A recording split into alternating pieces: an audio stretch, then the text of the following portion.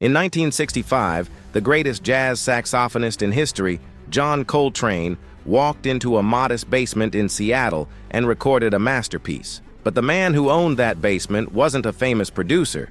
He was a targeted scientist and hidden musical genius who quietly rewrote the rules of American music. During the height of the Cold War, Joe Brazil lived a double life.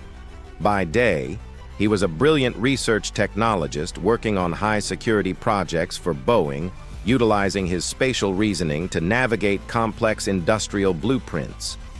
By night, he was the heartbeat of the Pacific Northwest jazz scene. In 1948, Brazil bought a house in Seattle's Central District, and its basement quickly transformed into a legendary underground sanctuary for black musicians who were barred from elite white establishments. This basement wasn't just a practice room, it was an incubator for creative genius. In October 1965, after performing a historic gig at the Jazz Workshop, John Coltrane and his band headed straight to Joe's basement. With a basic tape recorder, Brazil captured an intimate, raw session that would eventually be released decades later as ALoveSupreme, Live in Seattle.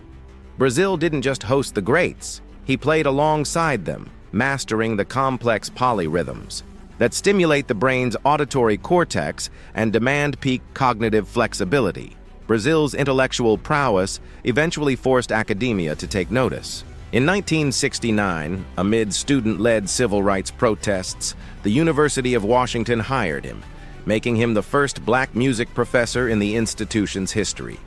He established the UW Black Music Studies program, teaching the deep historical and biological roots of African American rhythm.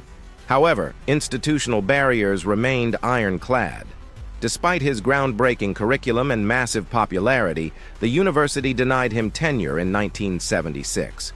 But Joe Brazil possessed an unshakable synaptic resilience. Instead of backing down, he took his vision directly to the community, founding the Black Academy of Music to ensure that the next generation of black artists had a space to develop their minds and their music.